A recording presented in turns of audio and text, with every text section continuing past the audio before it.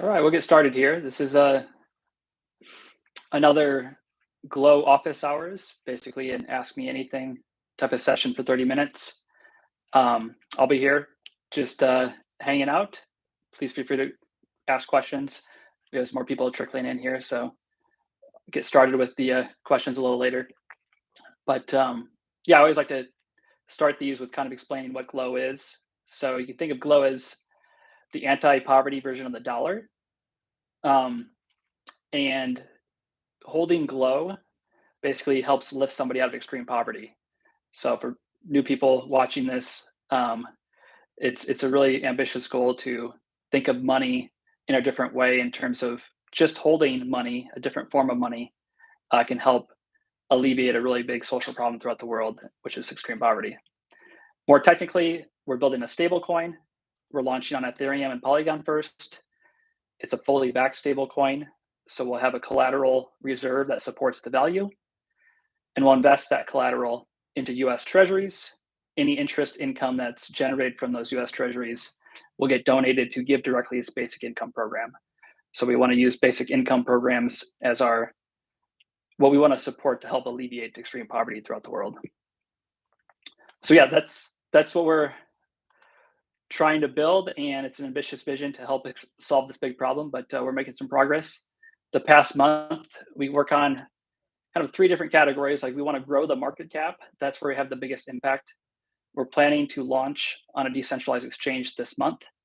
We'll initially launch on Uniswap for Ethereum, and then QuickSwap for the Polygon network. We're working through a couple of things on compliance and making sure our application is ready to get those liquidity pools up and running. But that's really important. So once we're public, we really want to promote this as something people can buy and make an impact.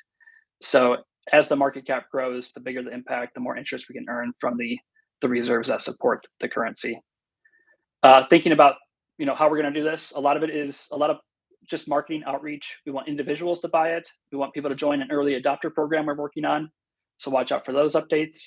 We're going to talk to people and kind of pitch them on the idea if you buy $18,000 of Glo, that's enough to lift one person out of extreme poverty. So that's going to be really important to kind of generate a story around, what is the impact I can make by holding Glo? We estimate that $18,000 lifts one person out of extreme poverty. And that's still a lot of money, but it's not something unreasonable for people to hold savings in. So I hope a lot of people see that as something they could participate in. And then we'll look for partnerships in the ecosystem early on. We'll be in the crypto ecosystem with just decentralized exchanges early. We want to approach any DAOs, any type of protocols that hold treasury funds that currently hold stablecoins. We definitely want to talk to people involved with those, think about proposals for DAOs to convert some of the current stablecoin holdings into Glo, because that would make a big impact in the amount of market cap we can generate early on. We're always working on the security transparency aspects of Glo. As a nonprofit, as an organization, we think it's a really good structure in terms of trusting us as a financial service, as a money type of business. So we have no incentive to be risky with assets. We're doing it for a social good and a good cause. So that's really important to understand as a nonprofit. Also around security and transparency, just technically, we're going through penetration testings. We have the smart contract audits. HackerOne did our penetration testing, and it's been pretty successful so far. Transparency, attestations, working through that process, talking to Big Four accounting firms around attestations. We're also exploring still this real-time kind of proof of reserve type of solutions. Chainlink has a solution where we're investigating. And then a team at Armanino is looking to do real-time attestations still. So not at Armanino anymore, but Armanino's not doing crypto attestations, but a team that used to work there is going to be exploring that still. So we'll expand on our options there and continue to be as transparent as possible with attestations and building that key, I guess, trust layer in terms of how we manage funds on the back end of a stablecoin. And I also want to update, we're growing the team. Head of finance, general counsel, head of operations is joining the team. Well, head of finance and general counsel have already joined the team. we'll also have a head of operations joining as well. So the core team is being built, and all the capabilities around getting us launched is in place. And I'm really looking forward to the next few weeks to really ramp this up. So that's kind of the update this past month. It's been pretty exciting.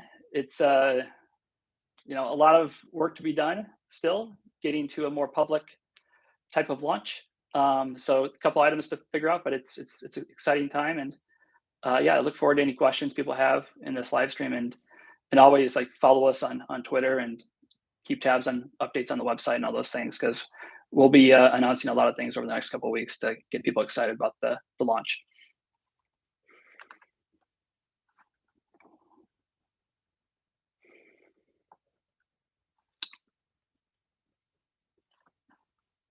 Yeah, so a question on early adopters. Basically, keep tabs on Twitter account. Follow us on Twitter. We're going to be doing a website update with the early adopter program. That's coming. We'll make those announcements on social media and our channels there. So keep tabs on those ideas. Question on the DeFi experience. So if someone has no DeFi experience, what does actual buying Glo on a decentralized exchange actually involve? That's a great question. The early purchasers of Glo will have to have some DeFi kind of know-how, and that usually includes having a wallet, a browser-based wallet, and MetaMask is one of the popular ones that can connect to a decentralized exchange like Uniswap. And that's, there's all kinds of tutorials out there on YouTube and every place to how to use DeFi protocols. So that's very accessible in terms of for new people wanting to explore it. But it's definitely just a crypto native protocol. So once you connect your crypto wallet through like a MetaMask, you'll have access to trading any, there's a lot of tokens on Uniswap, but you'll have access to swap, trade different cryptocurrencies natively in crypto. You won't have the ability to actually use US dollars. You have to purchase ETH or USDC, USDT, other stable coins to purchase Glo. We initially are thinking of 2 trading pairs to start. One will be USD Glo with ETH, so Ethereum's native currency. The other one will be USD Glo with USDT, so which is the most popular stablecoin in the market. So you have USDT, you can convert it to Glo when we're on the decentralized exchanges.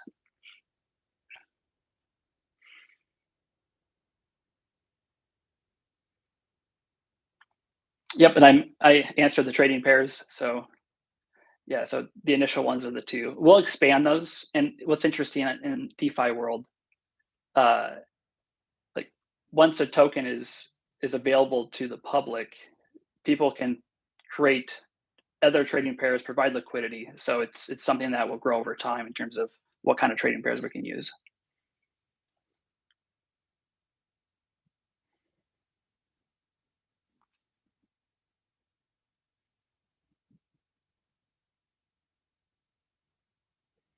Yeah, there's a question about the idea of handbook first organizations.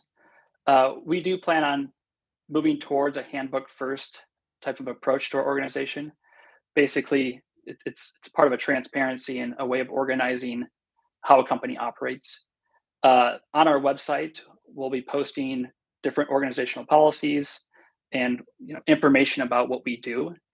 And as employees, we'll be first going to a place on our website, providing our ideas or what kind of policy we want to implement or information how we work. And then it's very transparent in terms of what people can see. So the organization, like, it's not with the handbook first approach, like the single source of truth is the handbook. It's what's available on the website. And we can iterate from that in terms of how we operate and work. So the question is, what are some of the topics, departments, the pillars of what we're going to focus on first to make externally available? A couple of things we want to look at is like the Glo Reserve. How do we make decisions with the Treasury? Basically, the collateral that supports the stablecoin. So that'll be an early website handbook page to where people will see like what is our internal policy, and it'll be externally available to people understand how we're going to make decisions. I think that'll help people understand like, we're going to have a pretty conservative, trusted process to the way we invest in treasuries and those type of decisions. Another one, just like legal partnership information. Who are the different participants we use on the back end to flow to move money, to actually maintaining redemption, all those things.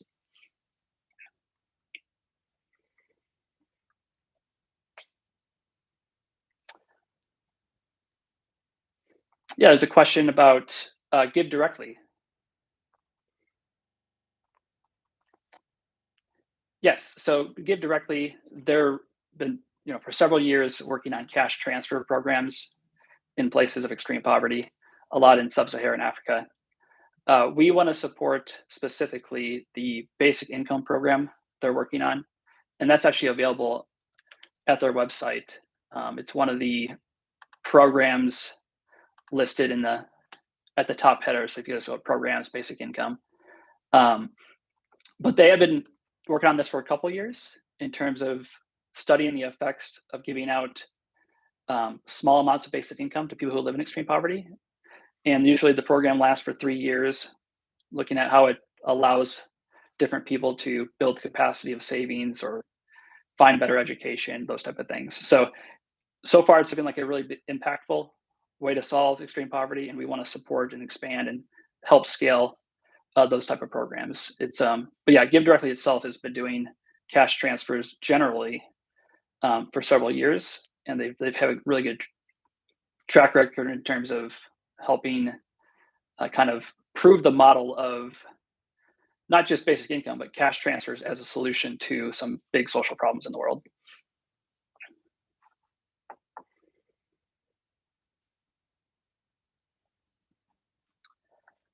Yeah, question with yeah, ETH Denver is coming up, which is exciting. Uh, we will be at ETH Denver. I think there's maybe 4 of us joining. Um, Harm, Jasper, myself, and Alex will be there for part of the time as well. We're looking forward to meeting people there. So if you see this, reach out, let us know you're going to be in Denver during that event.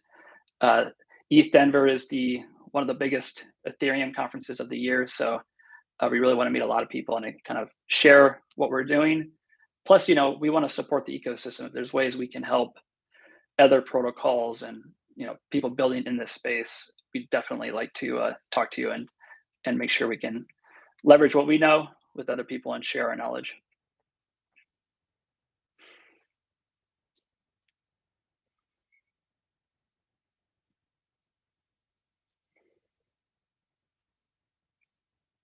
Yeah, it's a question about like, market cap expectations. Um, I would love to get to $100 million of market cap by the end of the year, grow pretty fast. The goal is 10% week over week market cap growth for our organization. We want to have this exponential adoption type of rate of growth.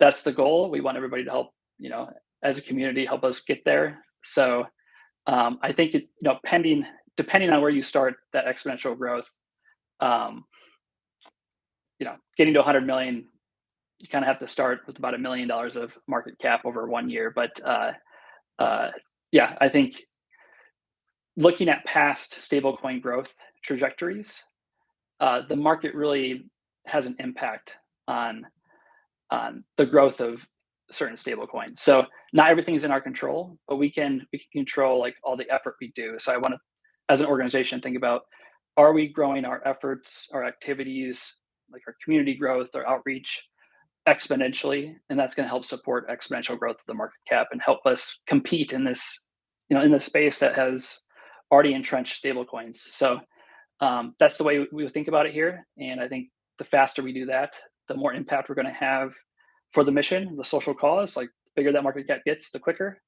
the more people that are going to be lifted out of extreme poverty. So a lot of positive things aligning in terms of thinking exponentially here. So that's a good question. It's fun to think about. What is our goal? How do we get there? What kind of actions do we need to take, and how do we have to think about it?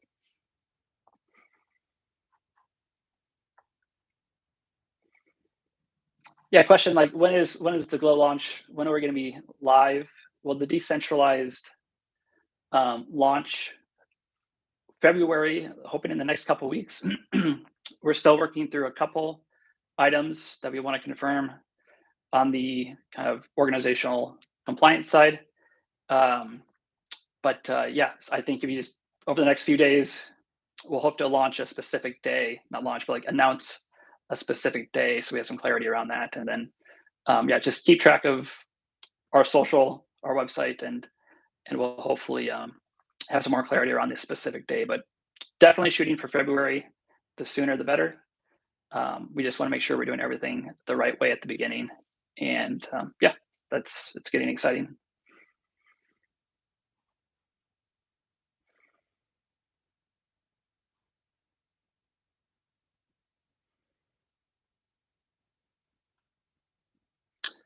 Yeah. So, question on some just how we organize around operations versus reserve.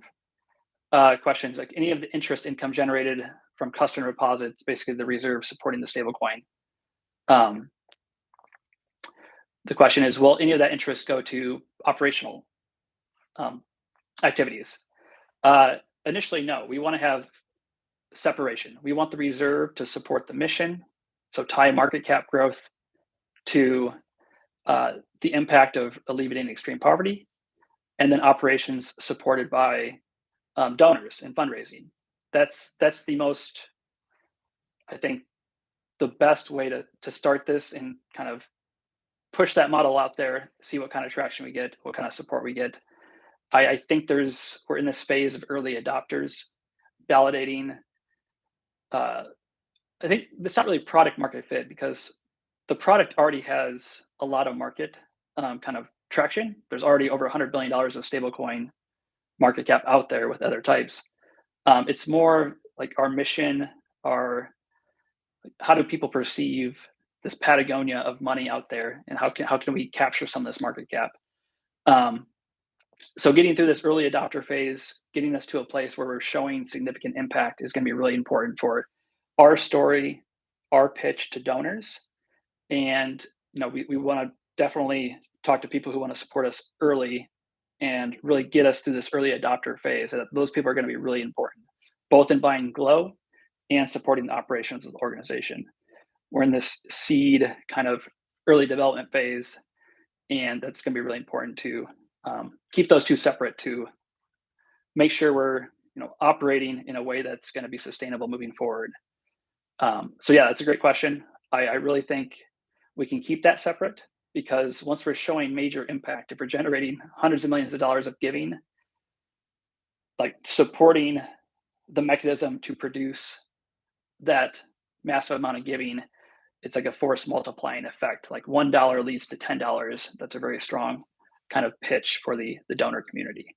So I'm looking forward to getting to that place, and it's going to be a lot of work because any nonprofit fundraising, it's a lot of challenges. But we anybody who's listening who wants to support us, definitely think about the Glo side of it, buying Glo for the social impact, but also we're going to have to do some fundraising for the nonprofit operations.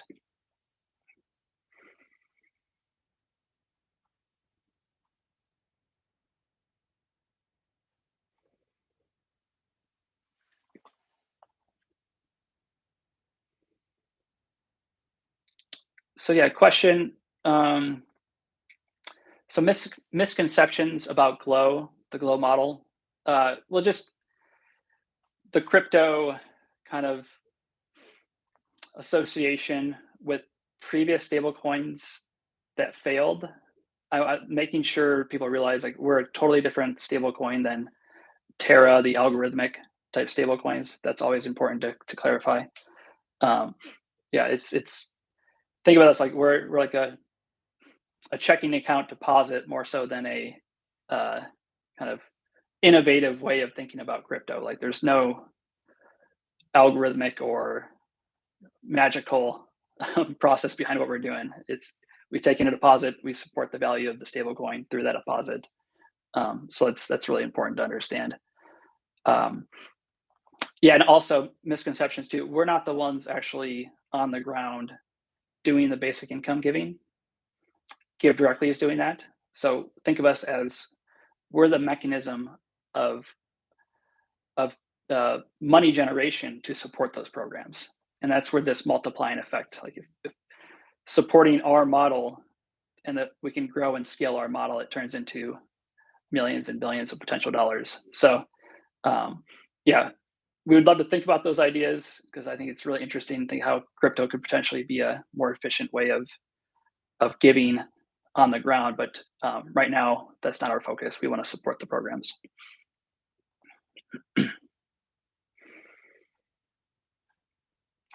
Let's see. A question about this is a good one. So central bank. So yeah, central bank probably this is probably around CBDCs. What does that mean for Glo? Um, that's a really good question. I think this is still in the future. I know there's a lot of talk about CBDCs, but it's not a concern for me because I think there's already different forms of money, and we'll see money being used in different, I guess, arenas. And so crypto itself, I don't see how CBDCs would be embedded in some of the crypto ecosystem that we currently see. So in the short term, I think we can still get a lot of market cap growth and really get a lot of traction there. I read an article recently from the UK about the view of CBDCs should coexist with private money, which would be the stablecoin type money, and that would not be in conflict for what CBDCs would do. So that was kind of an interesting look into what do other currencies, uh, what utility do other currencies do if the government is actually creating digital dollars. I see a world where you could actually use your CBDCs to buy Glo still because it's just like using a regular dollar, and it might make the process even more efficient. So don't have a whole lot of insight into that, but I am optimistic we're not going to see um, CBDCs take over the world in terms of eliminating all other private forms of money.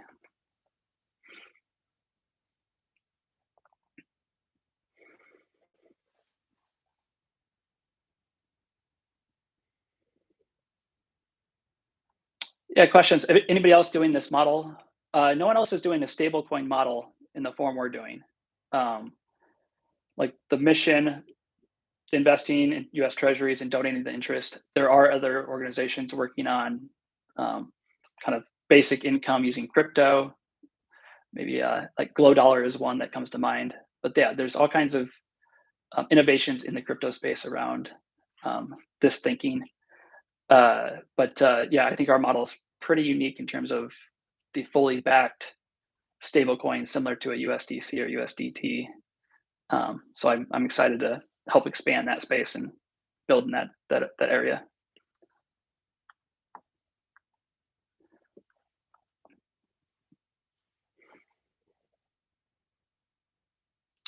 So yeah, so 18,000. Yeah, so 18,000 saving or holding $18,000 of Glo.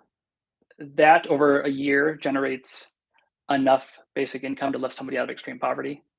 And the numbers we get there is basically think of it as about an average of 2.7% earned on $18,000 generates enough to fund a basic income program at Give Directly, which is about $40 a month. So um, it's a very simple calculation in terms of just enough market cap that produces enough reserve at about 2.7% interest. We generate enough to support one person through that program. Now, the interest rate does change based on market conditions. So these are just estimates in terms of the numbers. But over the last few months, we're thinking, it's around 3 to 4% for returns on treasuries. We are not going to invest the entire 100% in treasuries to make sure we have ample liquidity. We estimate about 80% could be invested. And that's where we come to a number that seems reasonable as a estimate of the current market. So yeah, and think of the 18,000 is not something you donate. You hold this as money, and it's like savings. So you don't donate it, you don't lose it. You're just holding it. You can always convert it back to other forms of currency, back to US dollars.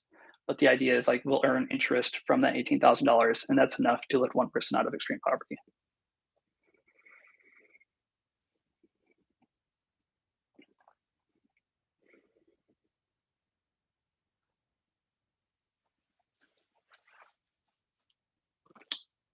Yeah, so Give Directly, why did we choose Give Directly? We had previous relationship with them. We know the people there. We trust their organization.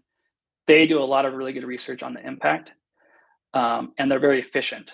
Over, I think it's close to 90% of every dollar given to Give Directly ends up in the hands of people in extreme poverty. So, as an organization, a nonprofit organization, just the way they operate and the impact, the performance of their work is really strong. So, if we get really, really big in terms of our ability to give money, we might even kind of outpace Give Directly's ability to use those funds, and we'd be open to other types of basic income programs. So, but yeah, I think Give Directly is a great place to start, and they're aligned with what we're doing. They think innovative, so we're excited to support their programs.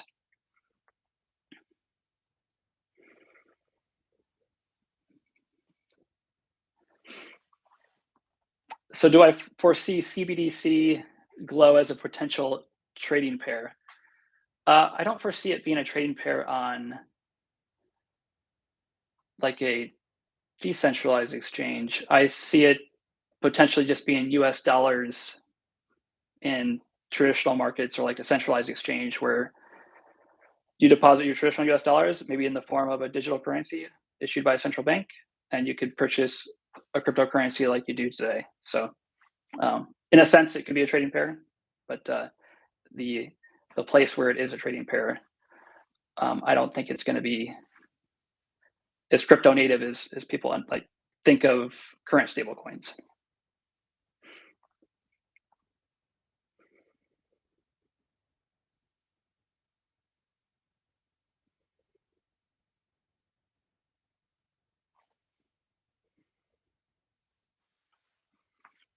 Oh, so yeah. So clarifying, I think I mentioned like 80% of think of the reserve as money that is available for redemptions. And to be conservative, like the most conservative it can be is 100% just cash. So say you have $10 million in market cap, you could hold $10 million of cash. So all $10 million could be redeemed in a very quick manner because you don't have to convert any of the money, any of the collateral into cash first. Now you can't earn interest on just cash. So we're going to invest in interest earning assets, US Treasuries, super safe, short term maturity, very liquid. So they're easy to convert into cash when we have people who want to redeem it. But you'll always want to have some percentage. And just with our calculations, we're saying 20% should always be in cash. And that cash is available for redemptions to make sure people have, you know, access to money when they need it, when they're redeeming the stable coin. So early on, it's going to be more than 20%. But as we grow, the market becomes deeper, and we can estimate how, um, what we expect around redemptions, or like the worst case scenarios. We'll build in processes. And this is where this handbook first comes in. We want to outline how we think about the reserve, how we think about decisions. But we're going to be conservative. We'll make sure there's enough cash. If is a big event in crypto, and let's say 50% of the people want to redeem, we'll have to have processes in place to prepare for that. So it's the same reserve. It's not two different reserves. It's just how we mix in the different liquidity of certain assets. Now, if it's 100% US Treasuries, that's the most interest income portfolio, but we don't want that. We want to have a safe buffer of liquidity there. And at the same time, US Treasuries are very liquid in themselves. So converting a US Treasury to cash is very, very liquid, or it's very doable. It's not like selling a house. The liquidity of a house is very low.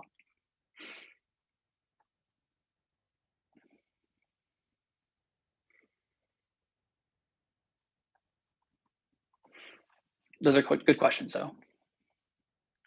I want to just point out here, getting close to the end of time too. So question from Scorpio 7500.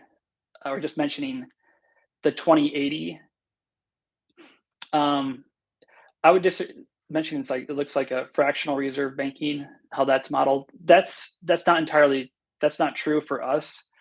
We're like 100% backed.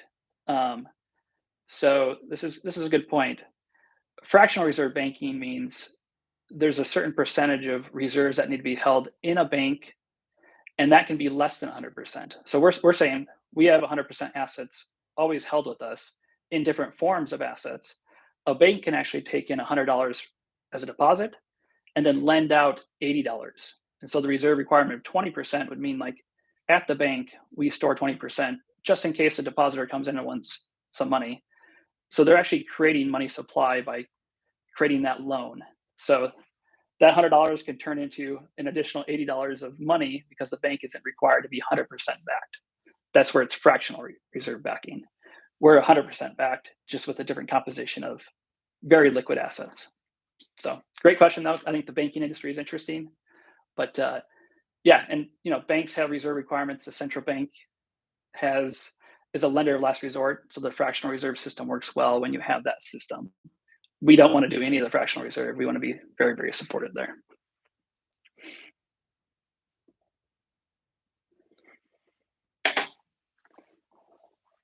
Yes, Glo is much more conservative than fractional reserve banking. That's the goal.